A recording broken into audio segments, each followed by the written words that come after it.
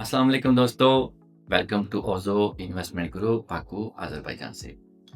दोस्तों, आज एक बहुत ही अहम टॉपिक पे ये वीडियो बनाने जा रहा हूँ। बाकू अज़रबैजान में प्रॉपर्टी खरीद कर आप रेज़िडेंसी कैसे हासिल कर सकते हैं। मैं अपना थोड़ा-सा इंट्रोडक्शन करवा देता हूँ कि मैं अज़रबैजान बाकू में कम से कम 21 साल से यहाँ पे काम पज़ीर हूँ, यानी 21 साल से मैं यहाँ पे रह रहा हूँ। तो वीडियो शुरू करने से पहले मैं अपने तमाम दोस्तों से रिक्वेस्ट करता हूँ, जिन्होंने अभी तक मेरे इस चैनल को सब्सक्राइब नहीं किया, वो सब्सक्राइब कर लें और बेल आइकन को क्लिक कर लें। तो दोस्तों, आइए वीडियो शुरू करता हूँ। आपको कितनी इन्वेस्टमेंट मिनिमम करनी है और क्या ये सेफ है और इसके नुकसानात क्या हैं? तो आइए मैं आपको इसकी स्टेप बाय स्टेप सारी डिटेल आपसे शेयर करता हूँ। तो सबसे पहले आपको 1 लाख मन्नात की प्रॉपर्टी बाइंग करनी है, इक्वल टू $60,000। यानी अगर आप 1 लाख मन्नात की प्रॉपर्टी बाइंग करते हैं तो आप एलिजिबल हैं अज़रबैजान में टीआरसी अप्लाई करने के लिए। तो दोस्तों, ये टीआरसी है क्या? क्या आप टीआरसी के बाद पीआर ले सकते हैं? और पीआर के बाद क्या आप अज़रबैजान बाकू की नेशनलिटी ले सकते हैं? क्या आप अपना पासपोर्ट यहाँ का चेंज कर सकते हैं? तो मैं आपको स्टेप बाय स्टेप इन सब की डिटेल देता हूँ। तो सबसे पहले तो मैं आपको टीआरसी के बारे में बताता चलूँ कि आपको टीआरसी कैसे लेनी है। जब आप 1 लाख मनात की प्रॉपर्टी बाइंग करते हैं, चाहे वो कोई विला हो सकता है, चाहे वो ज़मीनी घर हो सकता है या वो फ्लाइट हो सकता है, इसका कोई मैटर नहीं करता। यानी आपको मिनिमम 1 लाख मनात की प्रॉपर्टी बाइंग करनी है। तो दोस्तों, जैसे आप प्रॉपर्टी बाइंग कर लेते हैं, तो इस प्रॉपर्टी बाइंग करने के बाद कुछ लीगल इश्यूज़ हैं। क्या आप जो प्रॉपर्टी खरीद रहे हैं, जिस लोकल आदमी से, क्या वो फॉरेनर के साथ एग्रीमेंट करता है? जी हाँ, आपको यहाँ का एक नोटियाट का एक इदारा है। आसान कीमत में भी नोटियाट होती हैं, नॉर्मल मोहल्लों में भी, यानी शहर में जगह-जगह पे नोटियाट के ऑफ़िस होते हैं। आप दोनों पार्टीज़ वहाँ जाती हैं। आप जिस बंदे से, यानी जिस आदमी से प्रॉपर्टी बाइंग कर रहे हैं, वो अपने घर के डॉक्यूमेंट्स से मतलब क्या है कि हमारे तो वहाँ पे रजिस्ट्री कहा जाता है, लेकिन यहाँ पे छारिश कहा जाता है। ये छारिश किस तरह की होती है, मैं स्क्रीन पे आपको दिखा दूँगा। तो ओनर अपनी छारिश लेके नोटियाट के ऑफिस में जाता है। वहाँ पे चेक करते हैं क्या ये किसी बैंक में रख के इसने कोई पैसे तो नहीं लिए हुए हैं? क्या इसके अंदर कोई लीगल इश्यूज़ तो नहीं है? वो नोटियाट में जो ऑफिसर बैठा होता है, वो पूरे डॉक्यूमेंट्स को चेक करता है। चेक करने के बाद वो आपको गो अहेड देता है कि जी, प्रॉपर्टी बिल्कुल सेफ है, सिक्योर है, आप इसको बाइंग कर सकते हैं। आपने वो कितने की बाइंग की है ओनर के साथ, आपकी कमिटमेंट यानी कितने की हुई है, 1 लाख से ऊपर भी हो सकती है। आप 1.5 लाख की बाइंग कर लें, आप 2 लाख की बाइंग कर लें, ये आप पे डिपेंड करता है। जैसे ही आप वो प्रॉपर्टी बाइंग करने के लिए, अच्छा, सबसे इम्पोर्टेंट, ये पैसे आपको कहाँ जमा कराने हैं? क्या लोकल जिससे आप प्रॉपर्टी खरीद लिए हैं, क्या आप ये पैसे उसको बाय हैंड देते हैं या उसके पर्सनल अकाउंट में जमा करवाने हैं? तो दोस्तों, ऐसा नहीं है। ये आपके पैसे बहुत सेफ होते हैं। ये नोटियाट के अंदर ही इनका अपना एक बैंक है। आपकी जो भी उस लोकल के साथ कमिटमेंट हुई है, आपने वो पैसा गवर्नमेंट के बैंक में जमा करवाना है।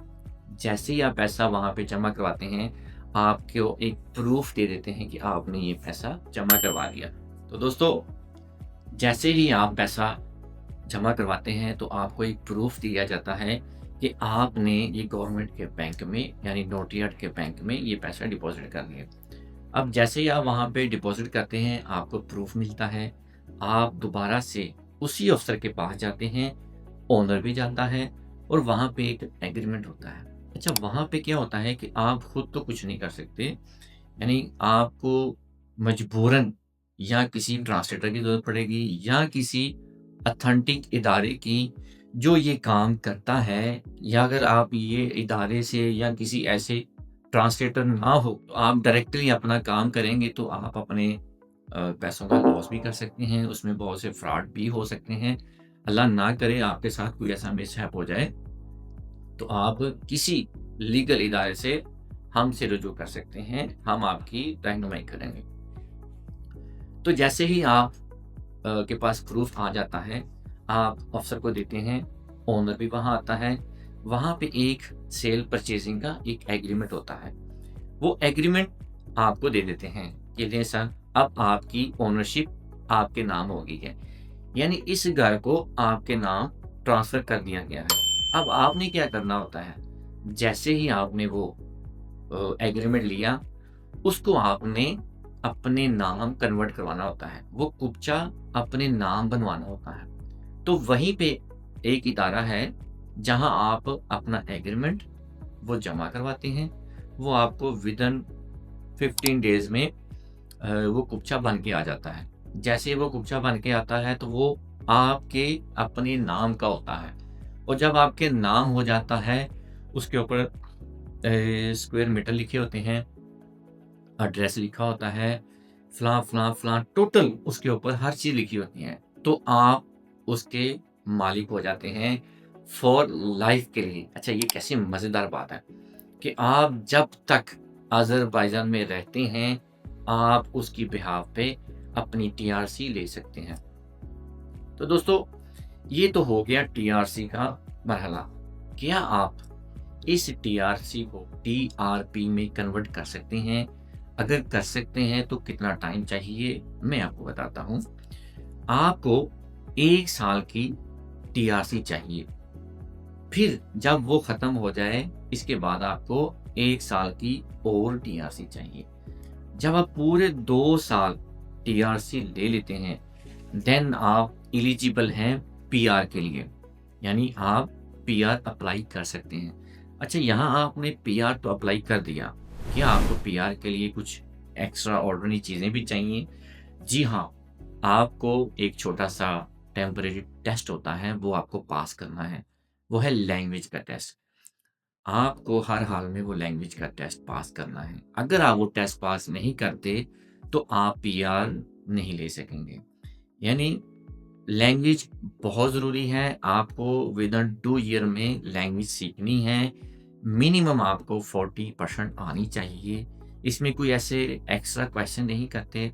सिर्फ़ अपने मुल्क के बारे में पूछते हैं और कुछ इधर की उधर की चीज़ें, यानी पूछते सिर्फ़ और सिर्फ़ अज़रबैजान के बारे में ही है। अगर आपको लैंग्वेज आ जाती है, तो आप पीआर ले लेते हैं। अच्छा, बात यहाँ पे ख़त्म नहीं होती। क्या आप उस पीआर के बाद यहाँ की नेशनैलिटी ले सकते हैं? नहीं, अभी भी एक स्टेप बाकी है दोस्तों। आपको एक जब ये पीआर ख़त्म हो जाए, इसके बाद भी आपको एक पीआर लेनी है। जैसे ही आप दूसरी पीआर लेते हैं, आप फ़ौरी एलिजिबल हैं पासपोर्ट अप्लाई करने के लिए। आप फ़ौरी पासपोर्ट अप्लाई कर सकते हैं। उसका आंसर कब आता है? 1 साल में आ जाए, 6 मंथ में आ जाए। नॉर्मली 1 साल में 2 बार आपकी फ़ाइल चेक की जाती है नॉर्मली। 2 साल में आ जाए, 3 साल में आ जाए। जैसे ही अप्रूवल आएगी, तो आप अपना पासपोर्ट चेंज कर सकते हैं और यहाँ की नेशनैलिटी ले सकते हैं। ये तो बड़ा ही ईज़ी स्टेप है प्रॉपर्टी खरीद के टीआरसी लेने का। तो दोस्तों, जैसा कि मैंने आपको पूरी वीडियो में सिर्फ टीआरसी और पीआर और नेशनैलिटी के बारे में बताया, तो बहुत से दोस्त हमसे पूछते हैं, क्या हम इस टीआरसी पे किसी दूसरे मुल्क जा सकते हैं, शेंगन मूव हो सकते हैं, अपनी फैमिली को वहाँ पे शिफ्ट कर सकते हैं? तो जी हाँ दोस्तों, आप अपनी फैमिली को अपने साथ यूरोप में शिफ्ट कर सकते हैं। लेकिन उसके लिए आपको क्या करना है? आपको वीज़ा अप्लाई करना है मिनिमम 8 माह के बाद। जैसे आप बाकू में ये प्रॉपर्टी रेज़िडेंसी ले लेते हैं, उसके मिनिमम 8 माह के बाद आप शेंगन के लिए अप्लाई कर सकते हैं और आपको यूरोप का वीज़ा मिल जाता है। जब आपको मिल जाता है वीज़ा, तो उसके बाद आप अपनी फैमिली का अप्लाई करें, तो आपकी फैमिली को भी बड़ी आसानी से वीज़ा मिल सकता है। तो आप इस तरह से अपनी फैमिली को यूरोप में मूव कर सकते हैं। तो दोस्तों, ये तो मैंने आपको स्टेप बाय स्टेप चीज़ें बता दी, लेकिन यहाँ पे बहुत से लीगल इश्यूज़ होते हैं। आप खुद से कोई भी ऐसा काम मत कीजिएगा कि आप अपने एसेट को लॉस कर दें। आप पहले सबसे पहले वेरीफ़ाई करें कि आप जिस इदारे से काम करवा रहे हैं, क्या वो इदारा वाक़ई सर्टिफ़ाइड है? क्या वो वाक़ई ये सर्विस दे रहा है? क्या कोई इसमें एक वो 2 नंबरी तो नहीं करते? यहाँ पे बहुत कुछ होता है, हमारे बाकू को बहुत बदनाम किया गया है, ऐसा नहीं है। आप प्रॉपर्टी बाइंग करके अगर आप लोग यहाँ पे नहीं रहना चाहते, तो आप इसको रेंट आउट भी कर सकते हैं, यानी कि आपको मंथली रेंटम इनकम भी अच्छी खासी आ सकती है। अगर आप यहाँ पे प्रॉपर्टी बाइंग करके किसी को रेंट आउट कर देते हैं, तो ये भी एक बहुत अच्छा मौका है। मैं समझता हूँ कि बाकू अज़रबैजान में जितना सस्ता पैकेज यहाँ पे है, पूरी दुनिया में मुझे नहीं कहीं नज़र आया। मैं बहुत से मुल्कों में गया हूँ, यूरोप में जाता हूँ और यहाँ से बहुत से दोस्त जो मेरे साथ जाते हैं, बहुत सी फैमिलीज़ को मैं ऑलरेडी यहाँ से शेंगन में शिफ्ट कर चुका हूँ। ऑलरेडी मेरी वीडियोज़ बनी हुई हैं, कुछ दोस्तों ने नहीं बनाई, बस उनकी अपनी एक प्रॉब्लम थी। तो लेकिन अल्हम्दुलिल्लाह अभी तक बहुत सी फैमिलियों को मैं यूरोप शिफ्ट कर चुका हूँ। अकेले लोगों ने भी बहुत से वीज़े ले चुके हैं मुझसे। तो आप दोस्तों, अगर बाकू में प्रॉपर्टी बाइंग करना चाहते हैं, तो जल्दी करें। ओज़ो इन्वेस्टमेंट ग्रुप की टीम से राब्ता करें, हम आपकी रहनुमाई करेंगे। लीगल, सेफ और ट्रस्टेबल। आप सबसे पहले वेरीफ़ाई करें, देन आप यहाँ की प्रॉपर्टी बाइंग करें। दोस्तों, मैं अगली वीडियो में आपको बताऊँगा कि आप क्या प्रॉपर्टी बाइंग करने के बाद यहाँ पे बिज़नेस कर सकते हैं। अगर कर सकते हैं, तो कौन-कौन से बिज़नेस आप बाकू में कर सकते हैं? और क्या आपको कोई इसका लीगली इश्यू आते हैं, या यहाँ पे टैक्सेस कितने हैं, या क्या हमें नॉर्मली कितनी इन्वेस्टमेंट पे बिज़नेस करना पड़ेगा? तो दोस्तों, सबसे पहले तो ये था कि आपकी टीआरसी और नेशनलिटी के बारे में बता दिया। अब आपको ये बताता चलूँ कि जब आप अपनी टीआरसी ले लेते हैं, तो उसके साथ आप अपनी फैमिली की भी टीआरसी ले सकते हैं। फैमिली में आपकी मिसेस और आपके बच्चे, चाहे वो जितने भी हैं माशाल्लाह, 18 साल से कम उम्र बच्चे आपकी टीआरसी पे आ सकते हैं। और इसके साथ-साथ एक और चीज़, क्या आपके वालिदैन वो भी आ सकते हैं? जी हाँ, अगर वो 65 प्लस के हैं, तो वो भी आपकी टीआरसी पे रह सकते हैं। और कब तक रह सकते हैं? जब तक आपके पास ये प्रॉपर्टी है, वो आपकी ओनरशिप है, ये फॉर लाइफ के लिए है। आप जितनी देर मर्ज़ी बाकू में रहें, अगर प्रॉपर्टी आपके नाम पे है, तो आप उतनी देर बाकू में रह सकते हैं। तो दोस्तों, वीडियो को ख़त्म करता हूँ। अगर आपको भी कोई ऐसी लीगल इन्फॉर्मेशन चाहिए और आपको सर्विस चाहिए, तो हमारा इदारा मौजूद है। Thank you. अल्लाह हाफ़िज़।